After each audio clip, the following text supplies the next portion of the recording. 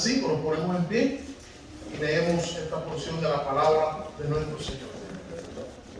Dice así: aconteció después de estas cosas que probó Dios a Abraham y le dijo: Abraham, y él respondió: heme aquí.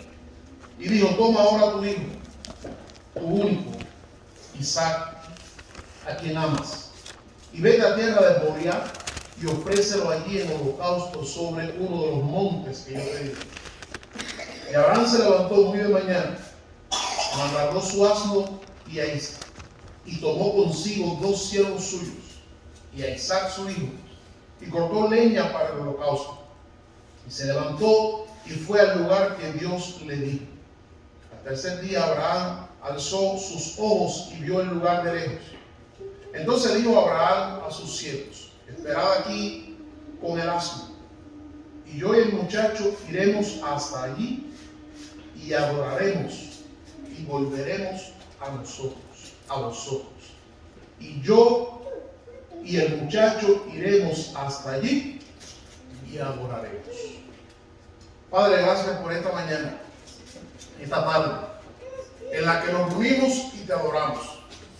Y nos disponemos ahora a escuchar tu palabra. Sea la bendición tuya sobre nosotros. Nos hables y nos desafíes. Los que estamos aquí y los que han quedado en sus hogares por alguna razón, no deje de bendecirlos a ellos también. Sé con los enfermos, con los angustiados. Sé, Señor, con los que pasan por alguna tribulación. Permite que ellos también tengan el privilegio y el honor de adorarte. En el nombre de Jesús. Amén. Pueden sentarse, hermano.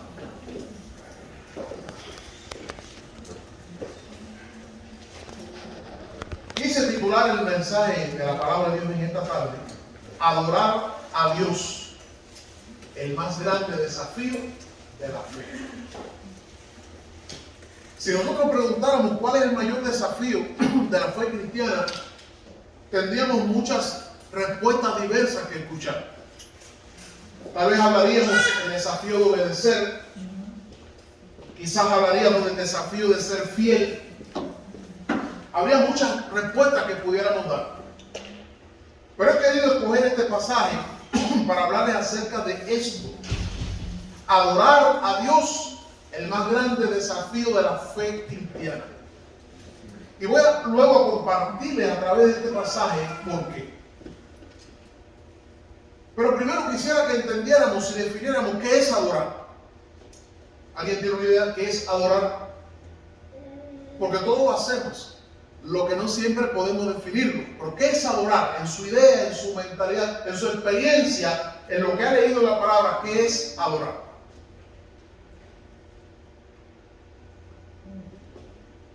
¿Alguien quiere decir algo?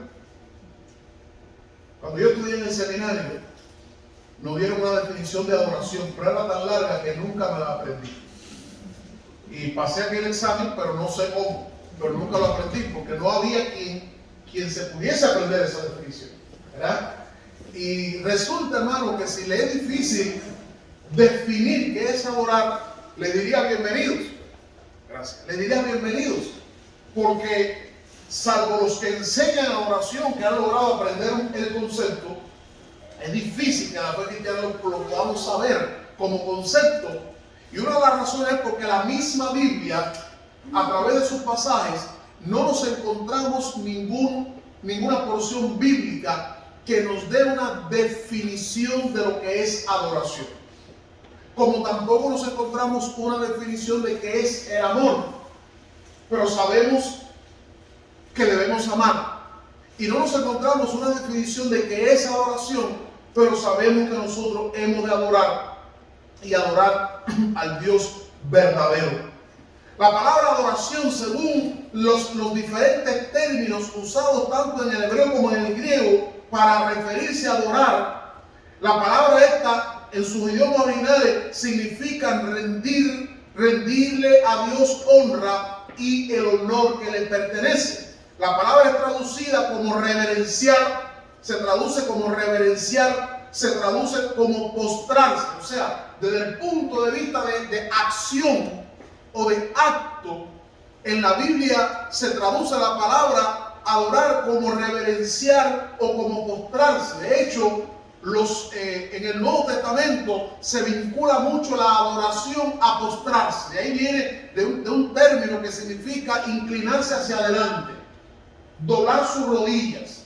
Por eso nos encontramos que en el Nuevo Testamento hay muchas personas, muchas experiencias de personas que se encontraron con Jesús, tuvieron una revelación de Dios y ante esa revelación, ¿qué hicieron? Se postraron. Allí en el libro de Apocalipsis nos encontramos, por ejemplo, cuando dice la Biblia que Juan en el capítulo 1 vio al Señor, tuvo aquella revelación del Señor y dice, cuando le vi caí como muerto. Nos encontramos también en el libro de los Salmos, en el Salmo 95, que dice, venid, arrodillémonos y postrémonos. Porque la adoración como acto estaba muy relacionada con esa acción de ponte en tierra. Reconócete siervo y reconoce a aquel ante el cual estás como que, como Señor. Y eso ya nos va llevando a otro punto, y es que la adoración implica reconocer. No podemos adorar si no reconocemos. Adoración a Dios sin reconocer quién es Dios no es verdadera adoración. Por eso el Señor en una ocasión expresó, este pueblo de labios me honra, de labios me adora, pero el corazón está lejos. Porque aunque hay una actitud de adoración, no hay un corazón de adorador, no hay un reconocimiento. Así que la adoración como acto tiene que ver con postrarse, con reverenciar. Pero la adoración, además de eso, es un estilo de vida, es un acto. En un momento yo puedo decir, estoy adorando. Yo puedo entrar a mi cuarto y decir, voy a adorar a Dios. Voy a tener una acción, voy a hacer un acto por medio del cual adoro a Dios. Pero la adoración no solamente es un acto de un momento, de un instante, sino que la adoración es un estilo de vida. Y si adorar dijimos que es honrar o reverenciar, entonces la adoración como estilo de vida es un estilo de vida a través del cual estemos, ¿qué cosa? Reverenciando y honrando a Dios en todo tiempo. ¿Decimos amén a eso? Amén. La adoración es un acto en el cual en un momento determinado honramos a Dios. Cuando vamos a ofrendar, estamos adorando.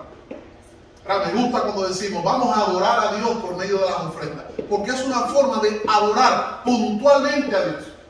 Pero la adoración es todo un estilo de vida a través del cual nos dice la Escritura, todo lo que hagamos, todo lo que pensemos, todo lo que deseemos, que lo hagamos para la gloria y la honra de nuestro Dios. Que en todo lo que nosotros hagamos, Dios esté siendo honrado. Y ahí estamos hablando de un estilo de vida que honra a Dios o que glorifica a Dios. Eso significa que estamos adorando a Dios con nuestra vida. La adoración, amados hermanos, como dijimos, no se define en la Biblia. Solo en la Biblia encontramos que se exhorta a adorar, encontramos que hay ejemplos de adoración y encontramos que se nos orienta a cómo adorar y por qué adorar. La Biblia nos dice por qué adorar y nos pone ejemplos de cómo las personas adoraron a Dios, pero no se define. Por ejemplo, en el Salmo 29 dice la Escritura de la siguiente manera, Salmo 29, 2, dice así: dad a Jehová la gloria debida a su nombre, adorad a Jehová en la hermosura de su santidad.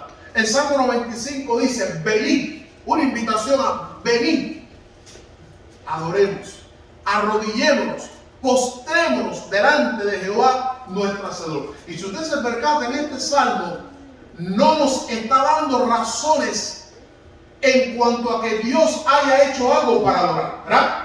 No dice el Salmo, venid, adoremos, arrodillémonos y postrémonos, porque Dios te sanó, porque Dios te dio alimento, porque Dios te salvó. No dice venid y adoremos porque Dios esta mañana te dio la luz, porque Dios te dio una familia. No, solamente dice adoremos, arrodillémonos, postrémonos, porque Él es nuestro Hacedor. De manera que aun cuando Dios en un determinado día no te dé nada, aún en el caso de que Dios no responda a ninguna de nuestras oraciones, Dios sigue siendo nuestro Hacedor. Y esa se convierte en una razón suficiente ¿para qué? Para que adoremos a Dios. Amén. Es una razón suficiente para que adoremos a Dios. La adoración, amados hermanos, incluye alabanza, pero no se limita a la alabanza. ¿Verdad? No necesitamos abrir nuestro labio en alabanza para adorar, porque adorar es mucho más que cantar, mucho más que alabar. Alabar es parte, pero no es el todo de la adoración. No se limita a la alabanza.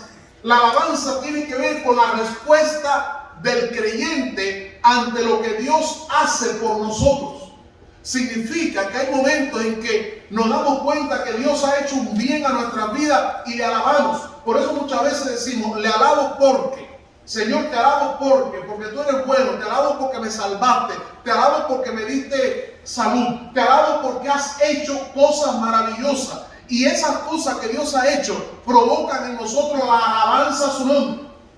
Así que alabanza es como la respuesta nuestra ante los hechos de Dios en nuestra vida o en otra persona. Pero la adoración no es nuestra respuesta ante lo que Dios hace en mí. La adoración es la respuesta por lo que Dios es. No tiene que ver con lo que Él hace, tiene que ver con lo que Él es. Por eso dice la Biblia que cuando Job se vio en la situación que estaba, dijo, Jehová dio y Jehová quitó. Sea su nombre bendito. Eso es una adoración donde reconozco que Dios puede que dé y puede que no dé, pero aún así lo adoro, lo alabo. Él es bendito. Significa, hermano, que lo que Dios es no depende de lo que Él haga en mi vida. Y mi respuesta a Dios no puede depender de lo que Él hace. En estos días alguien me contaba cómo una persona le pidió que viniese un día determinado por las circunstancias del tiempo, la inclemencia, la nieve, impidió que esa persona fuera. Y al siguiente día, cuando se encontró con quien le había citado, descubrió cómo esta persona le trató fríamente, no le ayudó, no le apoyó, y me decía, reaccionó así porque no vine el día anterior. ¿Nos damos cuenta? Nosotros podemos reaccionar con las personas así, porque no me hiciste, no te ayudo, porque me trataste mal, porque no me saludaste, porque te llamé y no me respondiste, ahora ni te miro. Pero el caso de Dios no, amados hermanos. Dios nos da o no nos da, Dios sigue siendo Él. Dios no cambia, Dios no se transforma. Él es el mismo ayer, hoy y por los siglos. Y porque Él es el mismo, nosotros podemos adorarle en todo tiempo. Podemos adorar a Dios ante su silencio, porque reconocemos que su silencio muchas veces es la mejor respuesta a nuestra vida. Podemos adorar a Dios cuando en lugar de darnos lo que queremos nos da otra cosa, porque podemos confiar que eso que Dios me dio es lo mejor para mi vida. Podemos adorar a Dios ante las negativas. Podemos adorar a Dios aún ante la realidad de la muerte. ¿Por qué? Porque descubrimos que aún cuando la muerte nos llegara como una aprobación de Dios, es lo mejor que pudiera ocurrir. Amén. Es difícil para nosotros entender esto en la mentalidad humana. Pero recordemos, amados hermanos, adoramos a Dios por lo que Él es. Él es un Dios perfecto. Él es un Dios santo, Él es un Dios sabio. Lo que Dios es, amados hermanos, no varía ni cambia con el tiempo. Por eso Dios debe ser adorado aún en las circunstancias más difíciles de la vida. Dijimos al principio que titulamos esta palabra del Señor de la siguiente manera: la adoración, el más grande desafío. La adoración a Dios es el más grande desafío de la fe cristiana. El pasaje que estamos leyendo no tiene que ver con el Nuevo Testamento. Es un pasaje del Antiguo Testamento donde todavía no existía la iglesia, no estaban los redimidos por Cristo. Pero el protagonista humano de este pasaje es un hombre de fe que en el Nuevo Testamento se le levanta y se le enarbola como un hombre de fe. Y la Biblia nos dice en esta historia lo siguiente: que Dios llamó a Abraham y le hizo un desafío enorme. Y el desafío que Dios le hizo a Abraham fue: sacrifícame a tu hijo. No sé cuántos de los padres que estamos aquí podemos sentir lo que Dios le está diciendo ahora. Sacrifícame a tu hijo. Dicho en otras palabras, luego leemos en el libro de Levítico que el holocausto, que fue lo que Dios le pidió a Abraham, en el libro de Levítico capítulo 1 se describe cómo era la ofrenda del holocausto. Pero la esencia de la ofrenda del holocausto y de todas las demás es que eran ofrendas para Dios. Eran ofrendas para Dios, hechas en adoración a Dios. El centro de toda ofrenda, fuese ofrenda de vegetal, fuese ofrenda de flor de harina, fuese ofrenda de animal, fuese ofrenda de paz, cualquier ofrenda, el centro de la ofrenda era que era para Dios, no era para el hombre. Y lo que Dios le está diciendo a Abraham, teniendo en cuenta esto, Dios le está diciendo, adórame. Dios le está diciendo a Abraham, adórame de esta manera. Es un reto muy grande. Porque es preferible que Dios me diga, adórame con tus bienes, adórame con tu casa, adórame con tu carro, porque sabemos que después de esto tendremos otro. Pero Dios le está diciendo a Abraham, adórame con lo único que tienes, que no volverás a tener. ¿Estamos entendiendo? Había tenido Ismael, pero lo botó con su madre. Y tenía ahora a Isaac, que fue concebido milagrosamente porque Abraham ya no podía tener hijos, Sara era estéril. Y ahora Isaac era grande. Y si hace 20 años Sara no podía concebir, ahora mucho menos. Así que le está diciendo, dame lo más valioso que tú tienes. Lo que tú tienes que no volverás a tener. Adórame con ello. Qué difícil es adorar a Dios en algunos momentos de la vida. ¿Sí o no? Qué difícil es adorar a Dios ante algunas peticiones que Dios nos hace. Qué difícil es adorar a Dios en algunas circunstancias. Por eso el desafío más grande para mí de la fe cristiana es el desafío de adorar a Dios. Porque no es simplemente adorar a Dios, como dice un canto, cuando todo va bien, sino es el desafío de adorar a Dios aún en circunstancias como esta. Y quiero que veamos el pasaje. Primera cosa que quiero compartirles de este pasaje es que la adoración a Dios es la respuesta a la revelación que Dios nos hace de sí mismo.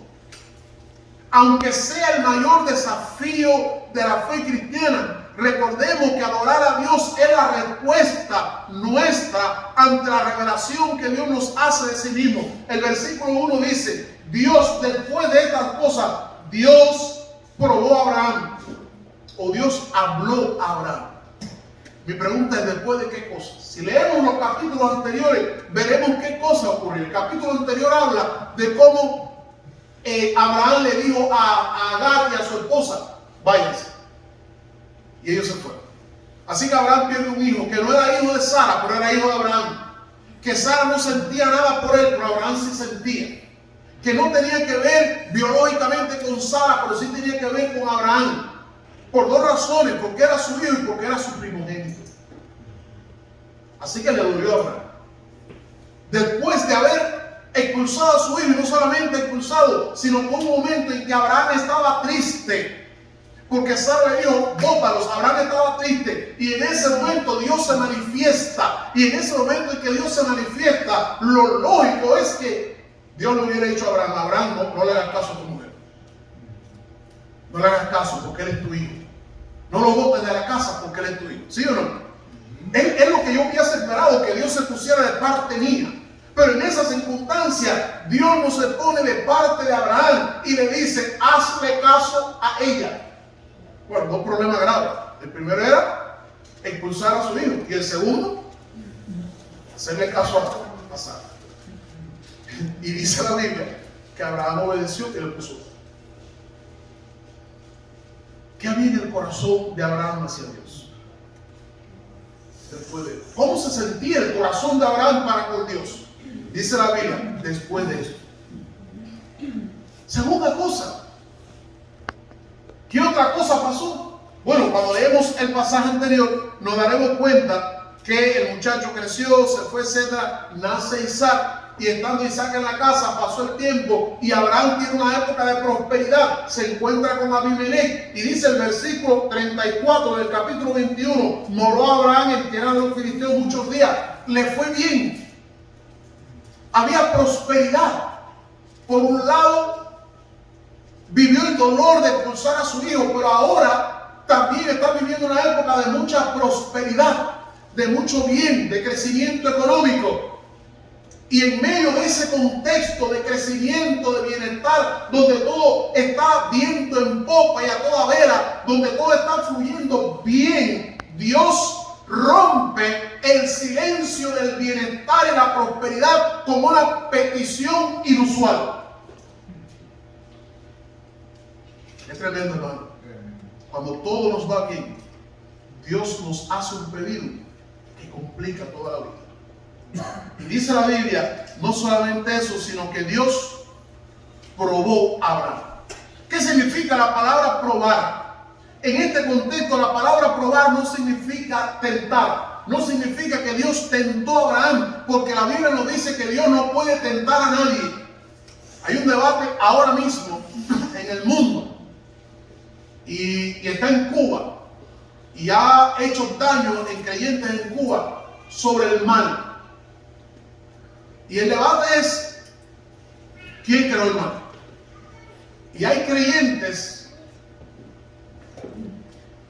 diciendo que Dios creó el mal. Cuando la Biblia nos dice que Dios no puede tentar a nadie, que en Dios el mal no existe.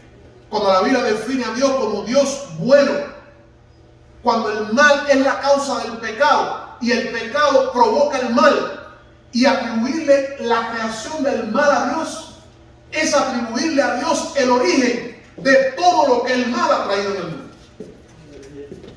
Es una herencia. Y aquí el pasaje dice que Dios probó a Abraham, pero este probar no significa que Dios lo tentó, sino significa examinar a una persona. Y eso sí sabemos que Dios nos examina. Inclusive el salmista David clama a Dios y le dice: examina mi corazón, pruébame y conoce mis pensamientos. Porque nosotros necesitamos ser probados y examinados. Cuando Dios creó a Adán y Eva, Dios lo creó perfecto. Adán y Eva no habían pecado, no conocían el mal, pero Dios los probó. Porque Dios prueba nuestro amor y devoción por Él. Dios prueba nuestra fidelidad a Él. Amados hermanos, la vida cristiana es una vida en la que lo que nos une a Dios es nuestro amor por Él. El día que perdamos nuestro amor por Dios, lo perdemos todo. El día que amemos algo más que a Dios, lo perdemos todo en la fe cristiana. Porque lo que nos hace buscar a Dios, sacrificar por Dios, lo que nos hace venir al templo, lo que nos hace ofrendar a Dios, lo que nos hace poner a Dios primero, es simplemente que le amamos. Y si dejamos de amar a Dios, lo perderemos todo. Por eso el Señor le preguntó a Pedro, antes de renovar con Pedro su pacto del apostolado, su pacto del servicio, el Señor le preguntó a Pedro 3 veces: ¿me amas? ¿Me amas? ¿Me amas? Dios prueba para ver si le amamos y si le amamos lo suficiente como para seguir caminando con Él. Cuando yo veo a José sentado en el trono de Egipto, José no salió de una cuna al trono. José fue probado. José fue probado, y probado en las maneras más duras. Daniel fue probado. Jesús fue probado. Y Adán y Eva fueron probados. Y la prueba a la que Dios sometió a Adán y Eva fue que puso un árbol en el huerto y le dijo: no coman. Dios, el ser amado, le dijo: no coman. Y luego vino otra persona y le dijo: pueden comer. Y todo lo que Dios quería era probar cuánto Adán y Eva le amaban a Él como para obedecer. Y eso pasa todos los días con nuestra vida. Dios nos prueba. ¿Y qué Dios está probando? Está probando nuestro carácter.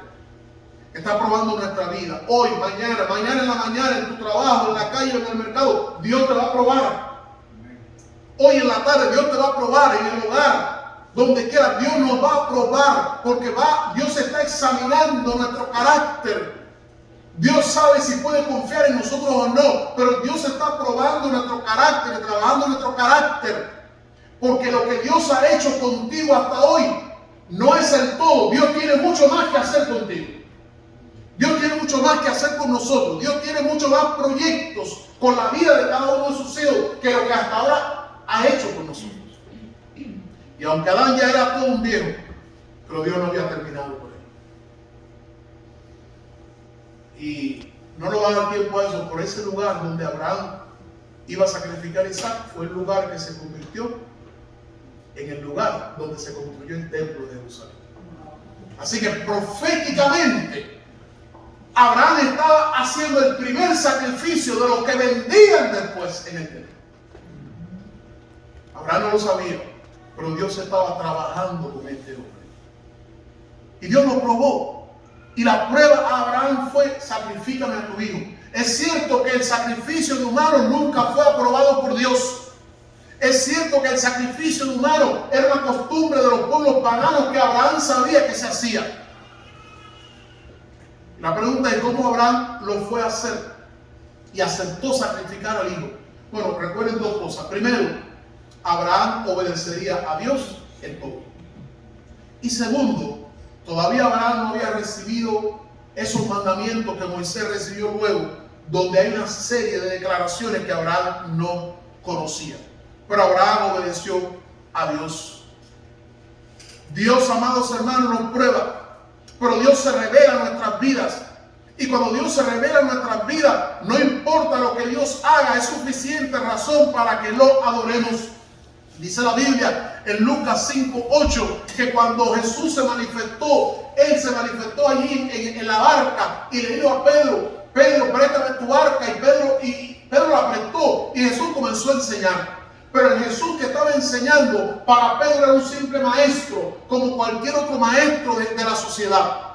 Era un maestro que estaba enseñando. Hasta ese momento, para Pedro, ese que estaba en la barca era un maestro. No era el Dios hecho hombre, no era el Hijo de Dios. Estaba haciendo algo que cualquiera hacía: enseñar. Pero después de enseñar, y Pedro estaba allí, y mientras Jesús enseñaba, Pedro estaba remendando sus redes, oyendo, pero sin prestarle toda la atención de Dios. Pero hay un momento en que Jesús le dice a Pedro: boga para Dios, lanza tu red y pesca. Y Pedro le dice: toda la noche hemos pescado, no hemos tenido nada, pero si tú lo dices lo haré. Y pesca, y cuando toman aquella gran cantidad de peces, dice la Escritura que cuando Pedro se percata que no era Jesús simplemente un maestro, sino que tenía que ser el Hijo de Dios para hacer ese milagro tan grande, Pedro dijo: apártate de mí, que soy pecador. En reconocimiento que él estaba delante de alguien santo. Eso es adoración. Y esa adoración es el resultado de que Dios se ha revelado a mi vida. Amados hermanos, es una bendición que Dios se revele a tu vida. Y Dios tiene muchas maneras de revelarse a nuestra vida. No simplemente como en los tiempos antiguos, a través de una teofanía, donde Dios se manifestaba, donde había un fuego como el que vio Moisés. No, Dios se revela en nuestra vida en una brisa. Dios se revela en nuestra vida en un amanecer. Dios se revela en nuestra vida mientras estamos leyendo la Escritura. Dios se revela en nuestra vida mientras estamos cantando y adorando al Dios del cielo. Dios se revela en nuestra vida de muchas maneras. Dios se revela en nuestro corazón. Y siempre que Dios se revela en nuestra vida, Dios espera que respondamos en adoración. Dios espera que respondamos en adoración, adorándole a Él, porque Él lo merece, porque Él es Dios. El objetivo de la revelación de Dios en nuestra vida es que conozcamos algo más de Él, que tengamos más conciencia de Él. Y teniendo más conciencia de Dios, no hay otra reacción que adorarle a Él, reconociendo que Él es Dios. Segunda cosa, adorar, amados hermanos, es una resolución o decisión que tomamos. Estamos hablando de la adoración a Dios como el más grande grande desafío de la fe cristiana y decimos que adorar a Dios es una resolución o decisión que tomamos. Y quiero que preste atención a esto. A veces nos encontramos en algún lugar y vemos a alguien que mientras adoramos o cantamos y le preguntamos, oye, y dice, no tengo deseo, ¿verdad? No tengo deseo de adorar. O hay otro que dice, no me gusta adorar con ellos, no me gusta, no quiero adorar. Y la gente ha llegado a creer que Dios es cualquier cosa, es un pedazo de pizza, vamos a adorar, no quiero, no me gusta. Pero les repito, amados hermanos, que adorar es una decisión o resolución que tomamos en la vida. ¿Qué significa esto?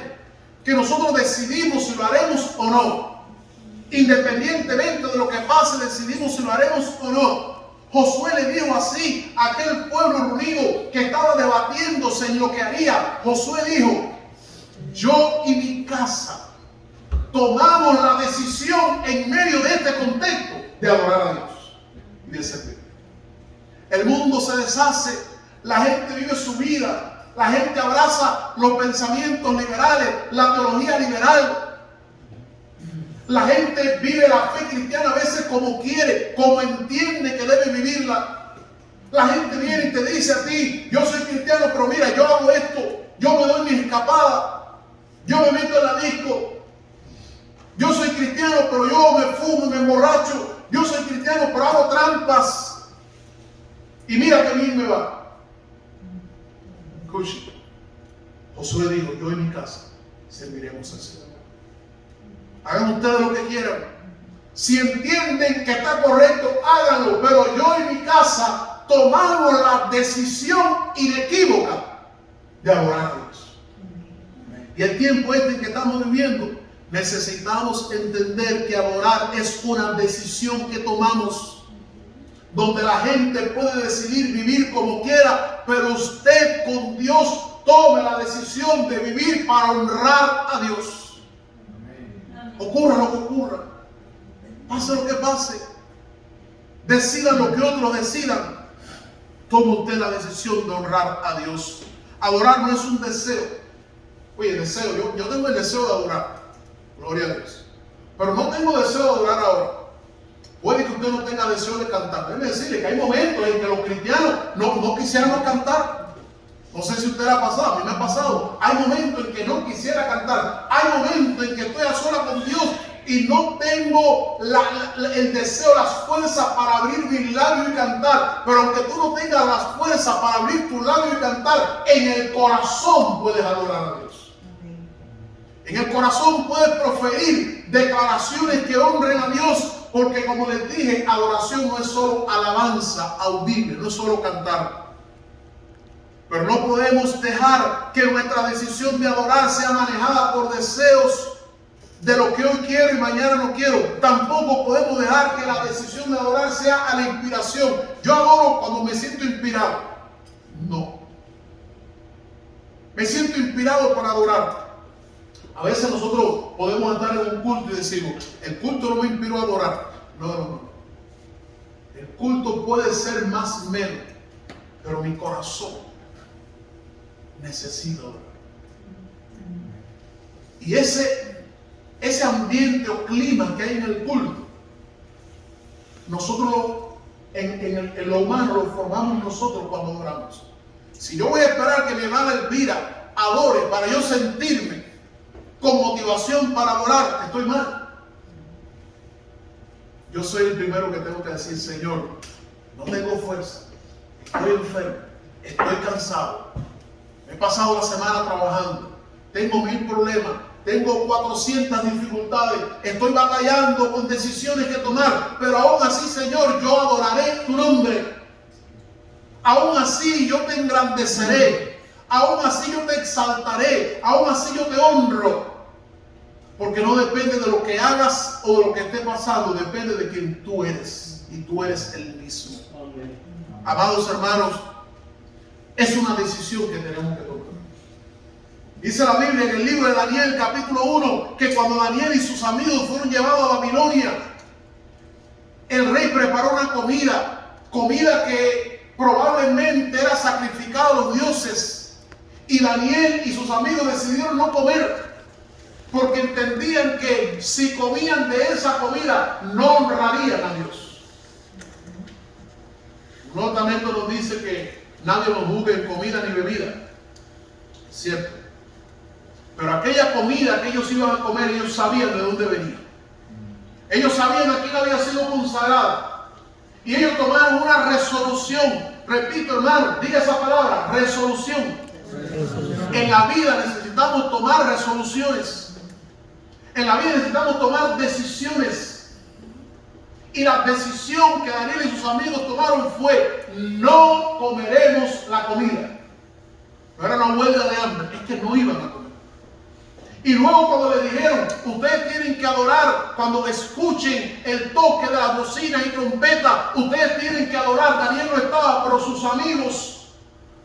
No era un problema de que Daniel los manipuló, no era un problema de que Daniel era el líder y ellos le tenían temor. Era un problema de resolución y decisión que habían tomado. Daniel no está aquí, pero nosotros decidimos que cuando escuchemos el sonido de la trompeta no adoraremos la estatua ni al rey ni a nadie. Nosotros adoraremos a Dios. ¿Están dispuestos a morir? Y la respuesta de ellos fue tremenda. Parece escucharla. Nuestro Dios nos puede salvar de dolor. Pero si Dios no nos salva, tampoco adoraremos. Eso se llama resolución en Cristo. ¿Y saben una de las cosas, hermanos, que creo que el mundo moderno, de la que el mundo moderno está carente? El mundo moderno está carente de cristianos que vivan bajo resoluciones en Cristo Jesús. El mundo moderno está carente de una iglesia y de un evangelio que diga: no lo haremos, no importa lo que nos cueste. No lo haremos, no importa lo que nos cueste. Déjame decirle que el testimonio de hombres y mujeres que han tomado resoluciones de fidelidad y adoración a Dios ha traído más vidas a Cristo que el ejemplo de personas que han vivido un cristianismo ambivalente para ganar al mundo. ¿Saben en qué terminó la historia? Cuando le dijeron a Daniel que no podía orar durante esos días, y Daniel abrió las puertas y siguió adorando a su Dios, y fue denunciado, y Daniel fue echado al foso de los leones, y aún siendo echado al foso de los leones, mantuvo su resolución de seguir adorando a Dios. ¿Saben cómo terminó esa historia? Que el rey se levantó y reconoció que el Dios de Daniel era el Dios del cielo. Cristianos que viven con la resolución de adorar a Dios. Necesitamos tomar esas resoluciones hoy, que no nos esperen en el break room de nuestro trabajo, inclinar nuestro rostro y dar gracias a Dios por los alimentos, aunque nadie lo haga. Que no nos esperen en un lugar determinado de decir: Señor, gracias. Que no nos esperen en un hospital o en algún lugar, inclinar nuestro rostro para orar con alguien. Que no nos esperen llevar a nuestros hijos a la escuela y decirle: hijo, Dios te bendiga. El Dios del cielo te bendiga. Que no nos dé pena en este tiempo, porque si algo el mundo necesita es un cristianismo resuelto a adorar, no importa las consecuencias. Él nos exaltará cuando sea tiempo. Abraham tomó decisiones. Es realmente de semana. No voy a usar la parte esa que un día le conté de por qué no llevó a la esposa, ¿no? Pero Abraham tomó decisiones. Miren, hermano, dice el versículo 3: Abraham se levantó, ¿qué? Muy de mañana. Dios le dijo: ve, sacrifícame a tu hijo. No solamente le dijo a tu hijo, le dijo a tu único. Y luego le dijo a Isaac. Y luego le dijo: ¿saben qué significa Isaac? Risa. A ese que es la alegría en tu casa. Me imagino que Isaac de cuando en cuando soltaba su chiste en la casa y mantenía un ambiente de alegría. Le dice: sacrifícame a tu hijo, a tu único, a Isaac. Y luego le dice, como punto final: a quien amas. Le taladró el corazón. Pero Abraham se levantó, dice la Biblia, muy de mañana y se preparó. ¿Qué decisiones y qué resoluciones tomó Abraham? Bueno, en primer lugar, creo que Abraham hizo ajustes. Abraham hizo ajustes para adorar, porque él estaba tan resuelto a adorar a Dios que dijo, hay que hacer ajustes. ¿Qué ajustes hizo? Bueno, si ustedes recuerdan, cuando él llega cerca del lugar, le dice a los siervos, vamos conmigo, para que me ayuden a agarrar esa. No. ¿Qué dijo? Esperen ahí. Quédense aquí. ¿Y ustedes saben por qué, hermano? De una cosa yo estoy convencido. Abraham sabía lo que él estaba haciendo. Porque el libro de los Hebreos dice que Abraham sabía que Dios podía levantar a su hijo de los muertos. Abraham lo sabía, pero sus siervos no. Abraham tenía una relación con Dios que él sabía, aunque yo lo mate y lo queme, Dios lo va a levantar, porque Dios me ha dado una promesa en Isaac. Pero sus siervos no lo sabían. Así que sus siervos iban a ser un estorbo para la adoración. ¿Sabe que hay gente que puede estorbar la adoración? Hay gente que estorba la adoración. Tenía una miembro de una iglesia y un día me dijo, pastor, llevo varios días que a la hora de salir para el culto, esta vecina me llega y se pone a conversar. Y he descubierto que lo que se pone a hablar es bobería. Pero me da pena dejarla, porque yo le hablaba de Cristo, me da pena dejarla. Y digo, ¿qué pasó? Y me dice, pastor, que me fui hoy antes de que ella llegara. Hay personas que son un estorbo en tu intención de adorar. Aquí no se ve porque tenemos las casas bien cerradas, pero en nuestros países de origen hay gente que cuando tú te metes en el cuarto a orar, te encienden la grabadora con Ricky Martin y todo el mundo, pero te lo ponen para que lo oiga todo el mundo. Y tú no sabes cómo orar, que con el reggaetón y el otro, que tú no entiendes nada, pero te vuelve loco. Hay personas que llegan el momento en que tú vas a tener tu tiempo con Dios y tenemos que aprender a hacer ajustes si nosotros queremos adorar. Abraham hizo ajustes, decidió hacer ajustes. Abraham decidió correr riesgos para adorar. Adorar implica correr riesgos. A veces el riesgo de que tu familia te abandone, a veces el riesgo de que te expulsen, a veces el riesgo de que se cierren las puertas, a veces el riesgo de una promoción que te está esperando, pero si tú adoras a Dios te cortan la promoción. Y dice la Biblia que Abraham caminó 3 días. La distancia que había desde donde vivía Abraham hasta el monte Moria eran 80 kilómetros, 50 millas.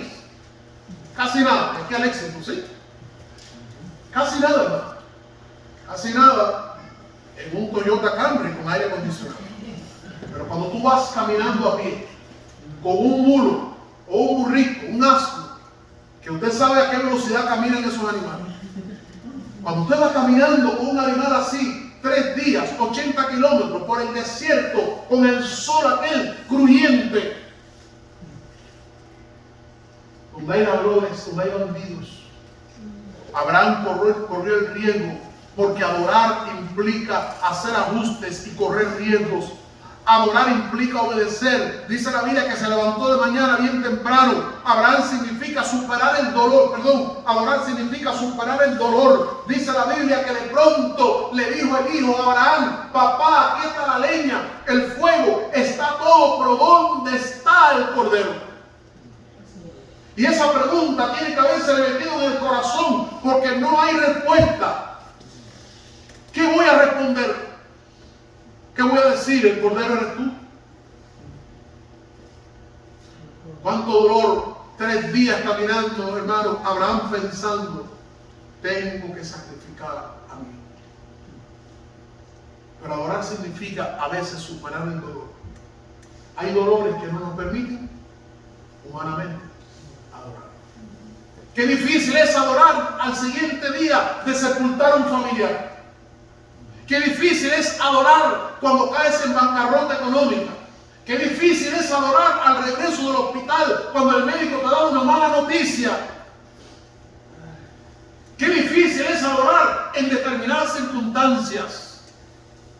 Para nosotros que venimos de los países hispanos, que hemos llegado aquí de diferentes maneras, qué difícil es adorar cuando estamos sentados a la mesa y recordamos a nuestras familias en nuestros países que no tienen lo que tenemos, que carecen de esos alimentos, de los transportes, de las comunidades que tenemos. Qué difícil es en esas circunstancias adorar. Pero aún así, hermano, el Dios del cielo merece que lo adoremos porque creemos que Él proveerá. Confiamos que Él proveerá. Abraham tuvo que caminar en fe, hermano. Dicen los versículos 5 y 8 que él le dijo así cuando le dijo a los siervos: esperen aquí, que el muchacho y yo, ¿qué dice? Iremos. Iremos no significa voy yo, iremos los dos. ¿Y qué haremos? Adoraremos los dos. Y después viene la más grande declaración. Aleluya. ¿Qué dice? Volveremos. Yo voy a sacrificar a mi hijo. No sé cómo Dios lo hará, pero yo volveré con él. Aleluya. Yo no sé cómo, pero yo volveré con él. Ahora, ¿saben por qué Abraham está convencido de que él va a volver con su hijo? Por la promesa. Y ahí voy, hermano, a algo que una vez dije aquí. Por el valor de escuchar a Dios.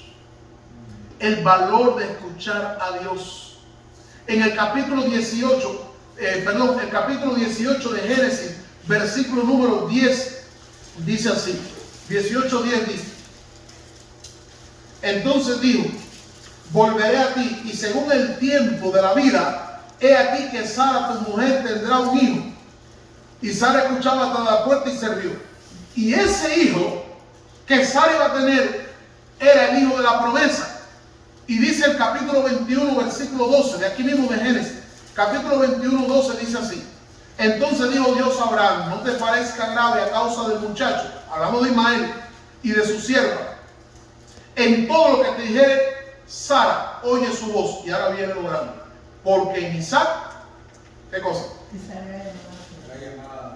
Tú vas a tener nietos, pero tus nietos vienen por Isaac. Y Abraham está seguro de algo. Dios habló. Y Dios me dijo que Isaac me va a dar nietos, y todavía no me ha dado los nietos. Y Dios me dijo que en Isaac tendré descendencia, y no la tengo. Y Dios me dijo que mi descendencia será como la arena del mar y la centella del cielo, y no la tengo. Por tanto, yo no sé cómo Dios lo hará. Pero si Dios me dijo que en Isaac yo tendría descendencia, Dios me va a devolver a Isaac de alguna manera. Eso se llama, hermano, caminar en fe. O en otras palabras, significa creer a Dios. Es difícil. El caminar en el desierto es una lucha entre creerle a Dios y creer las circunstancias.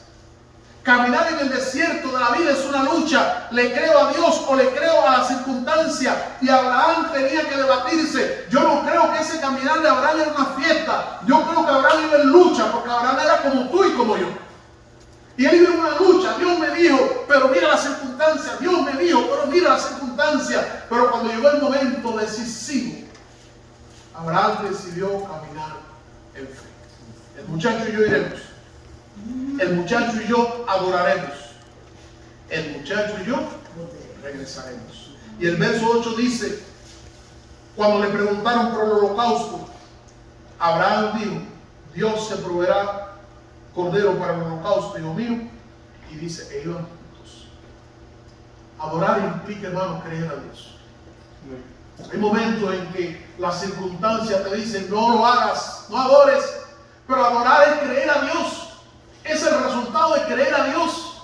Y nosotros creemos a Dios en la medida en que nos alimentamos con Dios y descubrimos: Dios es confiable. Dios es confiable. Dios es confiable. Daniel no aceptaría ir al foso de los leones si él no confiara en Dios. Y no creo, hermano, que Daniel fue al foso porque creía que Dios lo iba a sacar. Daniel fue al foso porque creía en su Dios.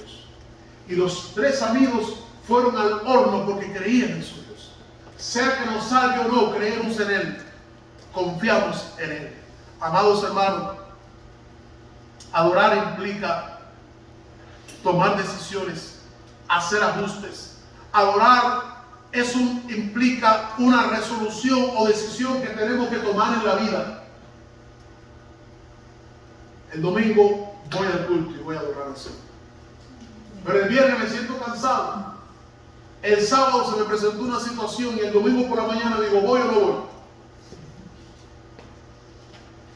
Yo no sé las luchas que tiene cada creyente para venir al culto. Pero yo alabo al Señor cada vez que veo a alguien en el culto. Incluso, como somos los hispanos, puede que alguien llegue tarde y alabo al Señor por ese que llegó tarde, porque no sé qué lucha tuvo que vencer para llegar. No sé qué batallas tuvo, no sé qué se le presentó en el camino, no sé cuál ha sido su conflicto. Incluso cuando el culto comienza y vienen algunos en camino que nosotros ni lo sabemos, vale la pena que oremos por ellos. Porque no cuesta nada en la salida 28 subir y bajar de nuevo y volver a casa. Hay una lucha.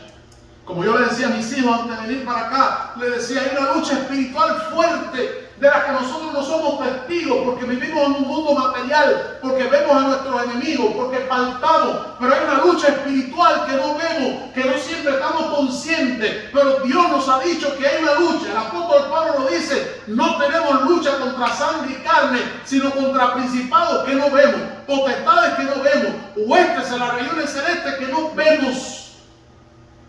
Y sus números son de miles y millones que batallan contra nosotros. Mientras Daniel oraba, dice la Biblia, que el ángel Gabriel vino, el ángel Miguel vino, y dijo, tu oración fue oída desde el primer día.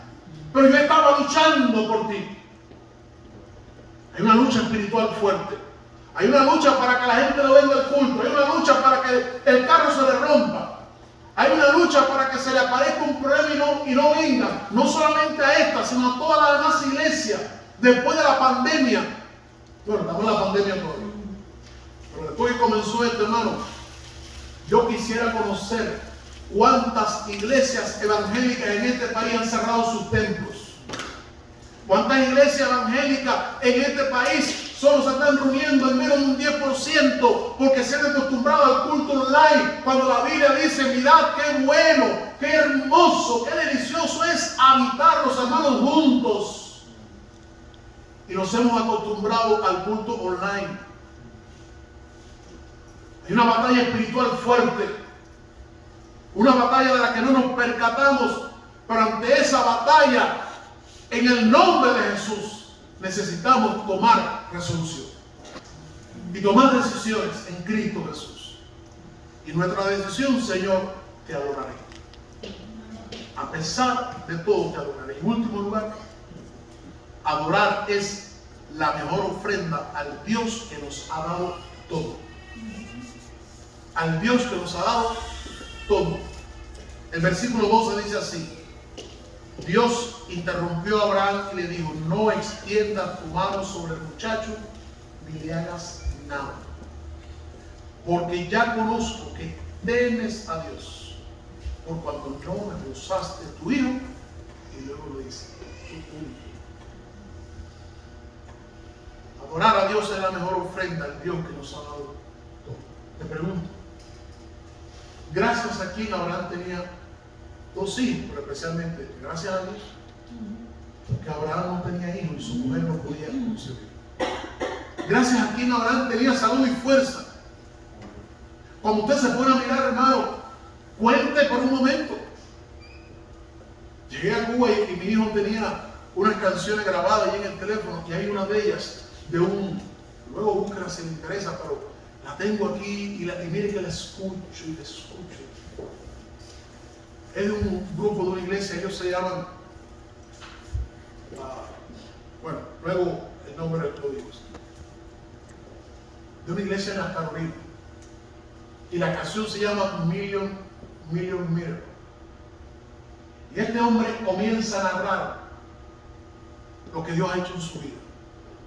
Parece que salen, de acuerdo a lo que veo, parece que han salido de un mundo terrible, y comienza a narrar lo que Dios ha hecho en su vida, cómo Dios ha orado, lo que Dios ha hecho. Y él dice, son millones.